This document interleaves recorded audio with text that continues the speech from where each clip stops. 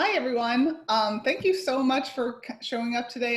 It's a beautiful Sunday afternoon outside of Boston, and I'm just really happy to be able to do this and connect with readers, not just in the New England area, but all over the world. I wanted to do another Beantown Girls webinar, but one that my readers and friends in the UK could join in because I've been doing them at 7 o'clock at night Eastern time, and that's a little too late for the UK. So this one is it's my Beantown Girls presentation, but it's expanded. I'm talking a little more about their time in the United Kingdom because that's where the Red Cross Clubmobile program started, and that's where about a third of the book takes place. So yeah, as I was just saying, I'm going to talk about the history of the Red Cross Clubmobile program.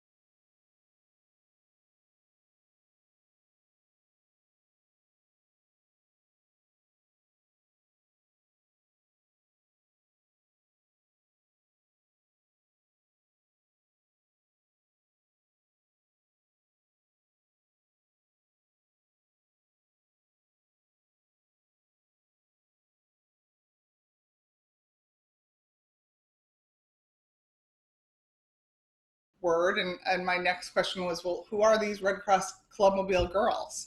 And that sent me on my way in terms of my research.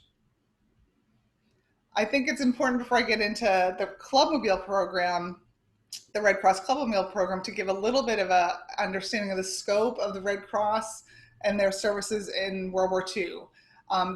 They really worked hand in hand with the military during World War II, and there were 7.5 million volunteers in the Red Cross at the war's peak. 40,000 paid staff provided services at home and abroad to 16 million military personnel. 3,000 U.S. women volunteered for overseas work, overseas Red Cross work. When I say volunteered, they volunteered to go there, but these were paid positions overseas. And then this stat fascinated me. By the war's end, every single household in the U.S. had a member who had either served in the Red Cross, made contributions of money or blood, or was a recipient of Red Cross services. So that just shows you the scope of the Red Cross and how it sort of was immersed in every part of American culture at the time and in service to the war. So this is Harvey Gibson. He is former military. He was a banking executive, and then he was in charge. He was the commissioner of the Red Cross in the UK. The Red Cross came to Harvey and said, you know, you have all these major clubs in the UK and in the major cities in Europe, Asia, and Africa. What can you do for our guys in the field? Morale is one of our biggest challenges. We need your help. The clubs in the major cities are great, but we need more. So he came up with the idea of, as I said, bringing the services to the shoulders with these Red Cross clubs on wheels, clubmobiles, staffed by American women. And I love this footage. Charlie found this actually. There's a scene in the book that there's kind of a ceremony where Harvey comes and they do this big publicity thing with pictures, and Life magazine arrives, and this is one of those publicity tours that Harvey did, visiting with some of the Clubmobiles all over England.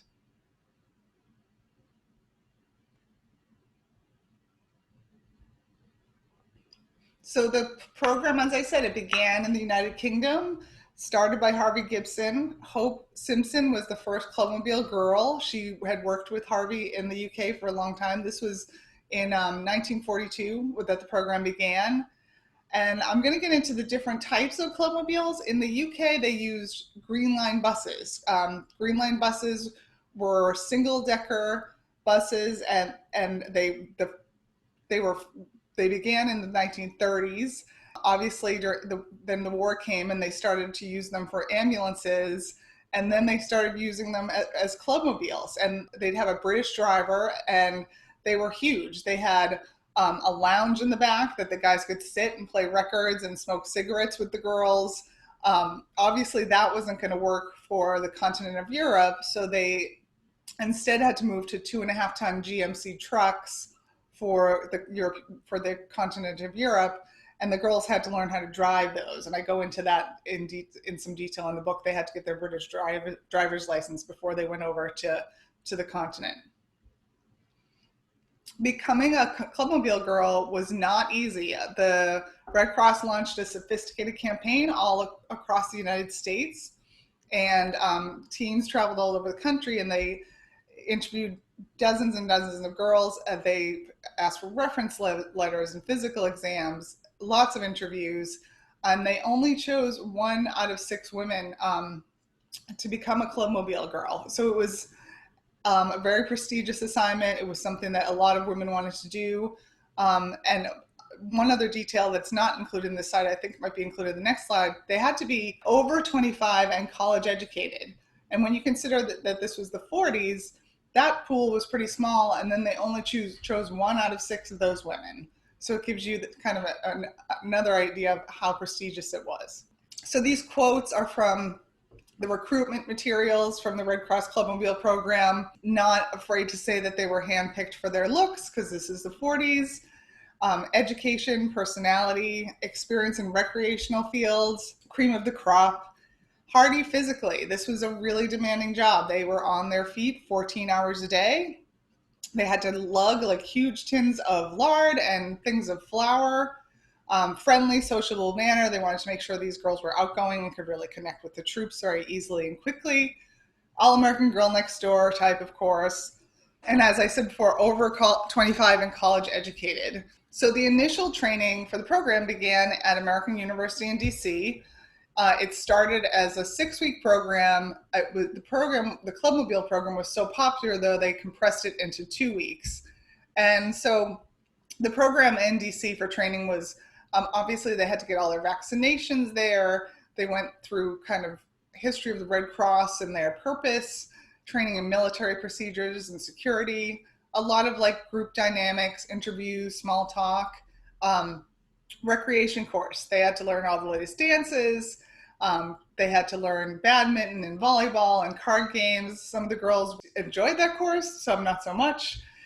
This is a picture of Catherine Spatz, one of the Clubmobile girls, and I'll get into the donut making. It was not their most favorite part of the job, as you can kind of see from her expression. So then after their training in DC, they went to London for additional training. And it was very interesting to me in my research, reading their diaries and their letters. They were all really excited and felt honored to be a Clubmobile girl, to be part of the program. But the reality of being, serving in wartime in a war zone really hit them when they reached London. That this was a time period where buzz bombs, V1 bombs, they were also called doodle bugs, were these pilotless bombs that were dropping over London and parts of the UK all the time. And so they had to learn air raid drills, obviously. They stayed in dormitories in London, and 2 girls had to stand on the roof every night with their helmets on, watching and listening for buzz bombs. They knew what to look for. They knew what to listen for. If they heard one of them, they had to throw their helmets on, run downstairs, knock on every single door, And everyone had to go to the basement with their helmets on and sleep there for the night.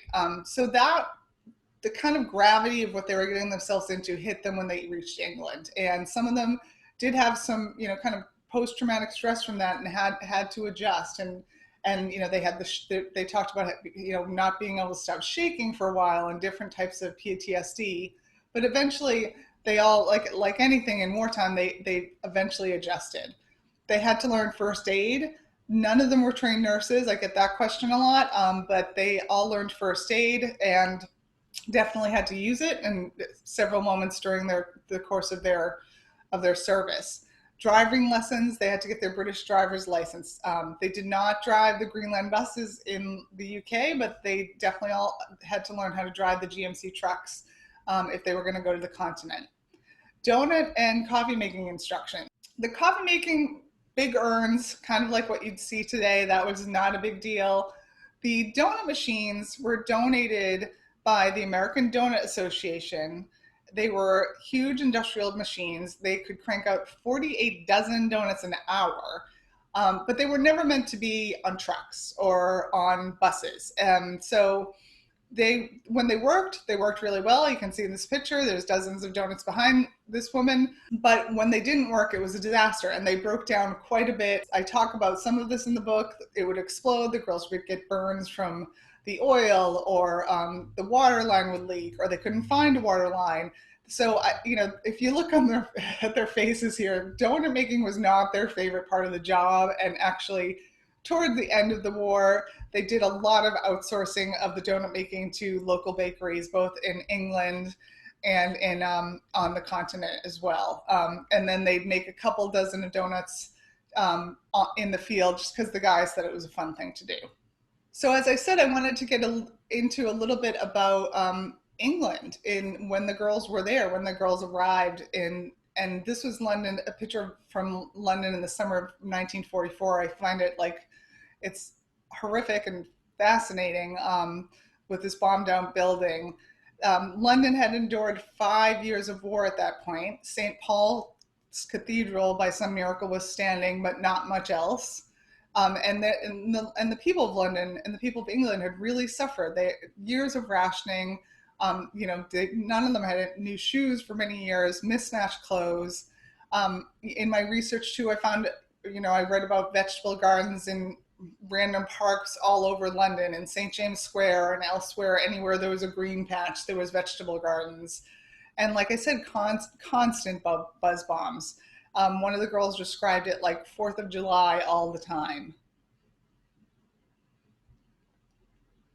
This is another picture of London, summer 1944.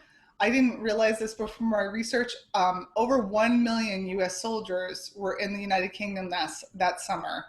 And the girls talked about arriving at port in England rather, and they were received so enthusiastically by the British citizens at port that they were all kind of emotional and choked up, and also just so proud to be there to serve.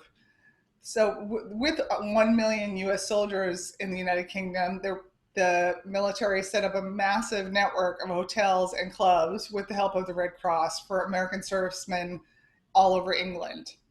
The Red Cross headquarters was in Grosvenor Square in London. And I talk about that as well in the book. The girls received some training there. Just in London alone, the Red Cross had 8 clubs. And one of the ones that I talk about in the book, the most famous one, the biggest one, was Rainbow Corner, which was near Piccadilly. And Adele Astaire, Fred Astaire's sister, actually worked at the front there. She had married, his name was Lord Cavendish. She had married a lord in England, and she decided to volunteer for the Red Cross, so she worked the front desk there. And I included her in the story because I thought that was so fascinating. She was Fred Astaire's original dance partner when they were young, when they were little. And then she had this whole other life beyond dance. Speaking of dance, American swing, big band music, dance music swept through Europe those war years. And I'll get a little bit more into that when I talk about Glenn Miller.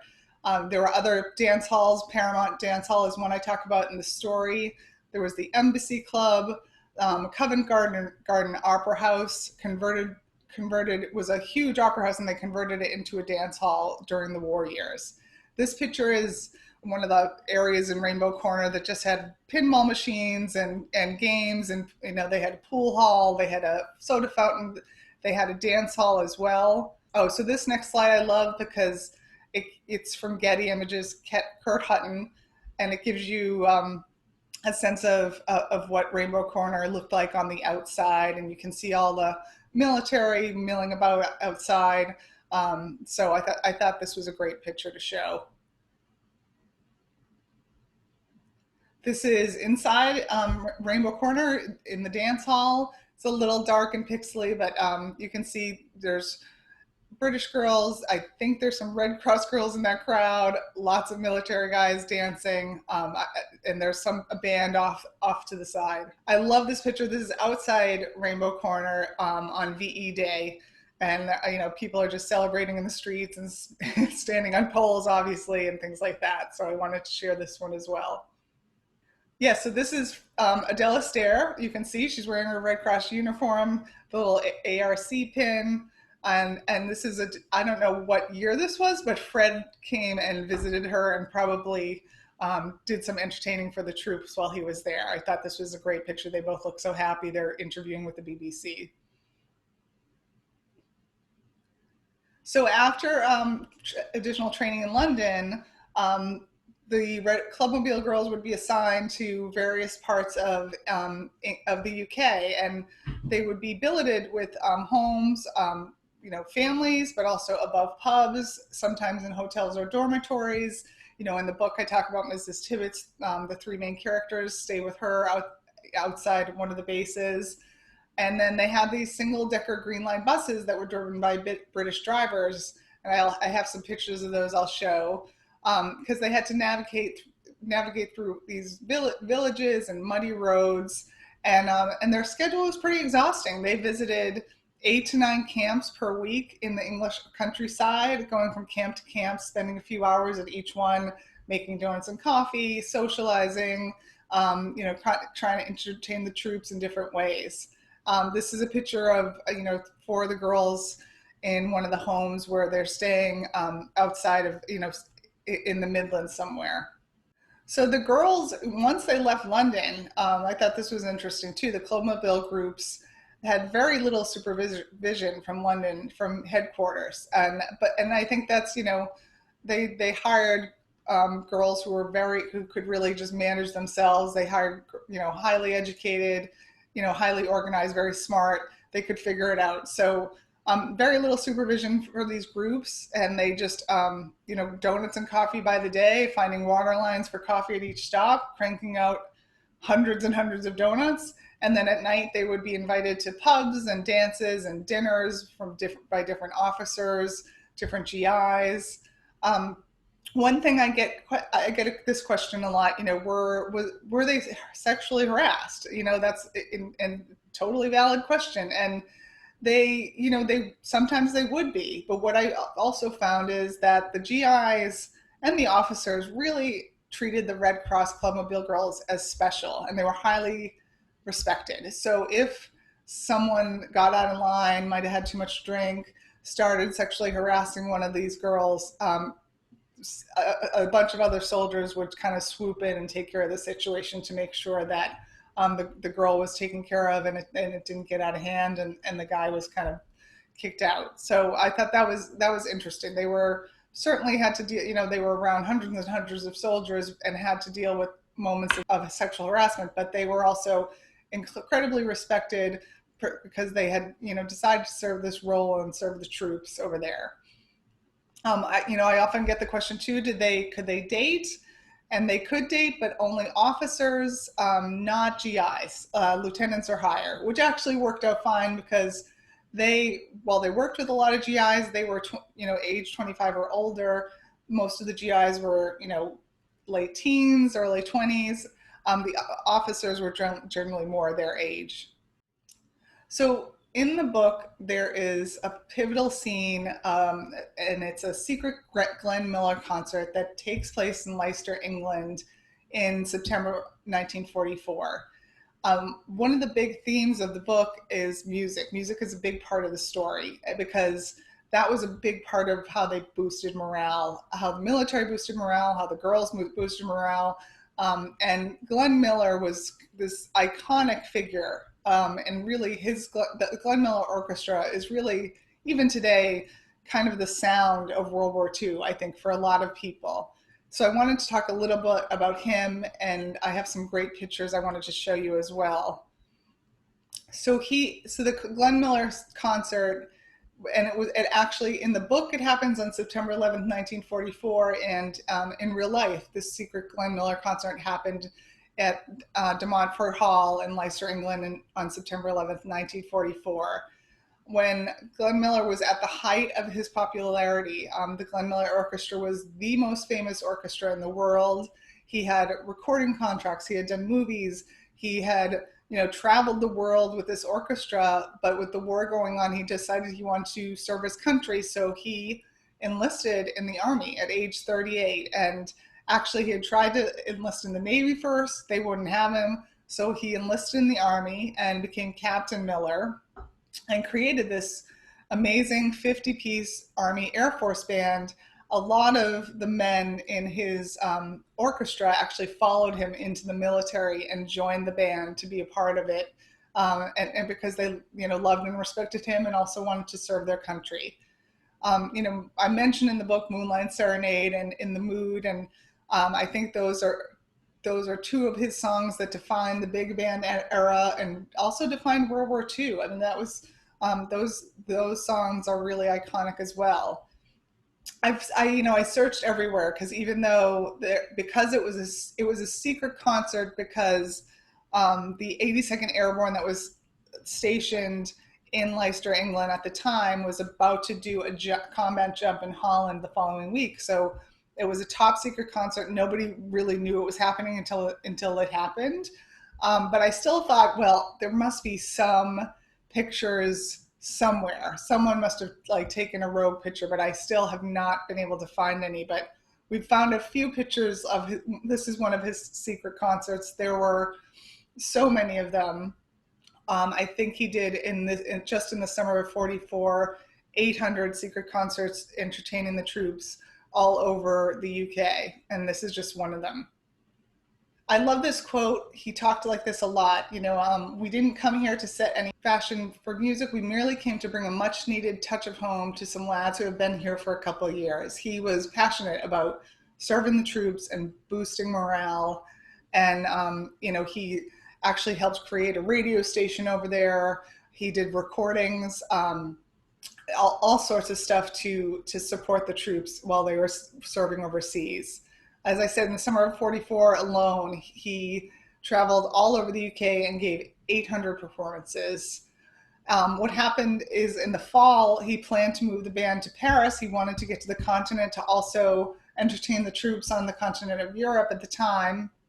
And so on December 15th, the weather was really bad, foggy, cloud cover, but he felt kind of frantic because the band was all going to be heading over there in the fall, by Christmas time, and he wanted to get over there early to get ready for it.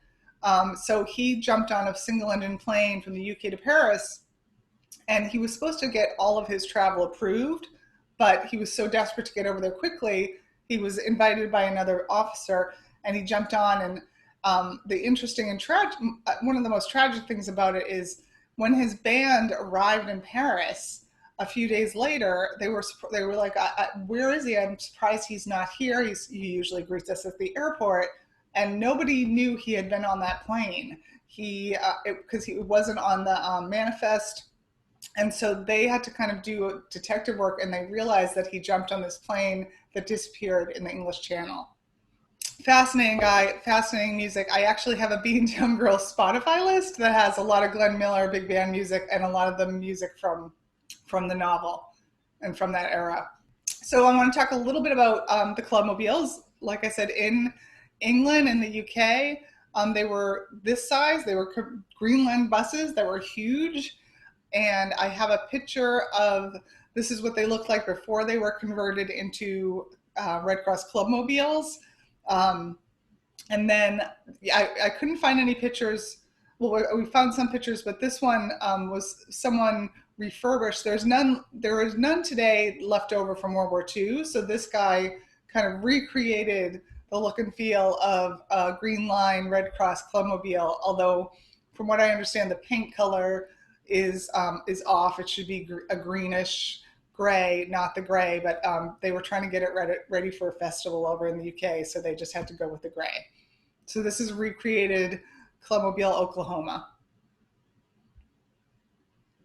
So this is a picture of the girls in the GMC model, the 2.5-ton GMC truck that they had to learn to drive. And some of them took to it really well because they had grown up on farms and driven tractors and huge vehicles. And some girls grew up in the city and never even had their license in the US. So some took to driving it better than others. This gives you, I like this picture. This is coming off one of the Liberty transport ships onto the beaches in Normandy, and it gives you a sense of scale with the guys standing there. I mean, just the size of the tires alone are huge. These were not easy to manage vehicles, but somehow these women figured it out. And this is an example of something that I talk about in the book that happened very often. I'll go back. They got stuck in the mud and the muck of the wartime fields and rural roads and villages, and often had to be helped out by an officer or two. People often ask, can you see any of these clubmobiles today? This one is actually the War and Peace show from 2010. This is a show that of military vehicles in the UK that happens, and this one was a guy in the UK had refurbished it, and it's the American Red Cross Clubmobile Springfield. And one thing I didn't mention before, they resemble modern day food trucks so much, these GMC trucks, which is interesting. And this is a more accurate paint color as well. In the book, I talk about how the girls painted their names on the side. They also painted the different regiments they worked with. That was something that was really popular, kind of decorating the clubmobile that way. I love this picture. This is kind of the back of one of the clubmobiles. And I often get the question, where did the Clubmobile girls go? They went to every theater of operation. I will talk about why I go into the kind of the timeline and why I focused on England and the continent. But they were also in Asia. They were also in Italy. They were in North Africa. They were everywhere the war was. So by the numbers, at the war's peak, there were 289 clubmobiles and over 1,000 Clubmobile girl volunteers. Again, I say volunteer, this was a paid position. They made a whopping $125 a month. And then if they got promoted to the kind of head of their unit, they made $150 a month. But most of them said they sent a lot of the money home because there wasn't anywhere to spend it, really, while they were on the road. In July 1944, 10 groups of 32 girls were sent to the continent, 8 clubmobiles per group. I often get the question, did any of them lose their lives during their service? And out of the 52 Red Cross women that were killed during World War II, 13 of them were clubmobile girls, including Ann Cullen, who was recovering in a hospital. And it was just in the wrong place at the wrong time. The hospital was bombed, and she was the only one who didn't survive the bombing. And then Liz Richardson, there's actually one of the memoirs I read for my research. She was on a small single-engine plane going from London to Paris, and the plane crashed. So some of them did give their lives for their cause and their service. On a lighter note, over 1.5 billion donuts were served during World War II. So writing the story, I followed the research, and I found about a half dozen memoirs that are out of print online that were either written by a family member. In one case, it was written by a professor in the Midwest, wrote about Liz Richardson. And then I was looking for some online resources. You have to be careful with online resources. And so I actually contacted the Schlesinger Library here. We're about 8 miles north of Harvard Square, Harvard University. Schlesinger Library is a library dedicated to American women's history. And I really had pretty low expectations for what I would find there. But I called them, I reached out to them, and they said, oh, yeah, we have like 13 boxes of letters and diaries. And they had a uniform, a Red Cross Clubmobile uniform. They had little scribbled recipe notes. It was like hitting the jackpot as a writer and a researcher. They had so much. And I dragged my 13-year-old and I dragged a friend in to the library, and we just kind of went through everything and scanned everything I thought I might need for my research. And what I found going through those boxes is that the Clubmobile girls in Europe were incredibly prolific and beautiful writers, and they took meticulous diaries and sent beautiful letters home. Excuse me. And I feel like letter writing is really becoming a lost art, and I was really, it's amazing some of these families kept the actual letters and gave them to the museum. Some of them typed up the letters in kind of a booklet and gave them to the museum, and I'm so grateful that they did, because they really, those women in Europe really gave me my timeline for the story and setting. So the story takes place 1944 to 45, starts in England, and then on to the continent of Europe. So writing the story, it's three main characters. The protagonist is Fiona Denning. It's told from her perspective. They're all from Boston. Fiona is working for City Hall in Boston and learns that her fiance is missing. His plane was shot down in Germany. And so she's kind of wondering what she's going to do now with her life, and because her plans have kind of gone up in smoke, and she still has questions about what happened to him. Her friends drag her to a movie, her best friends, Viv and Dottie, and they see this ad recruiting for Clubmobile Girls.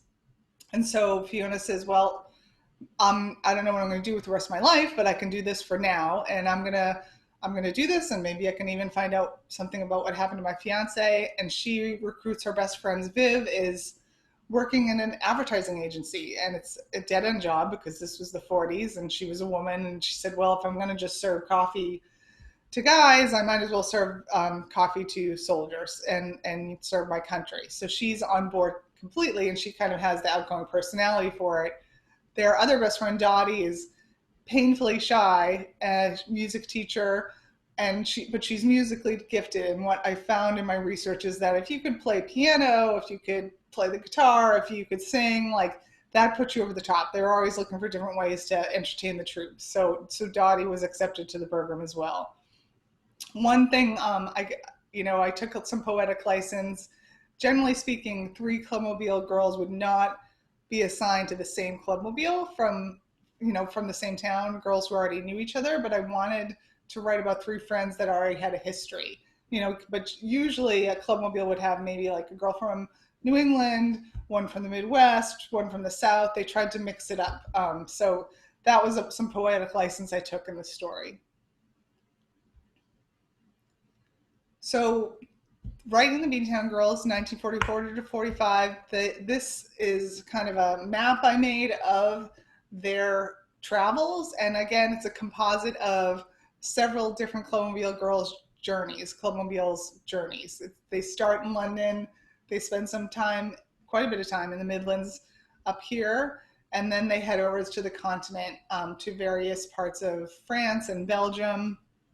One thing I discovered in my research, at the war's end, there was the Red Cross and military rented out just about every hotel in the south of France, and there was huge celebrating, huge parties. And so I had to include that somehow because it's such a beautiful area, and the pictures and the descriptions were so great. So that's included in the story as well.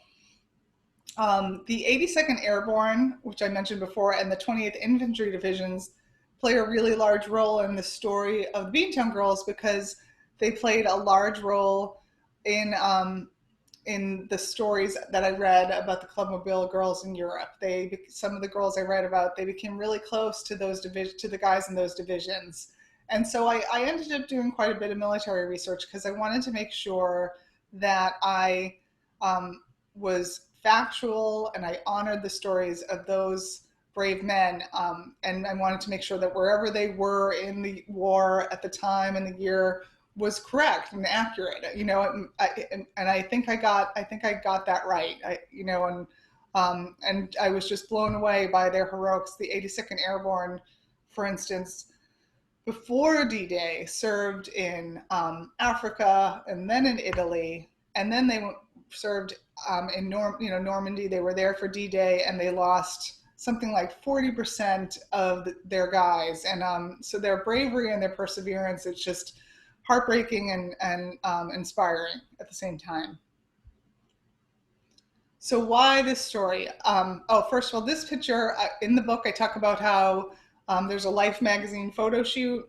They never made the cover of Life magazine, the Clubmobile Girls, but this is one of the pictures from the Life magazine, from the real Life magazine photo shoot, which took place in February 1944. And if you can just Google it online, there's some really great pictures, and I just love this one. They're all sitting, in their uniforms, kind of joking around.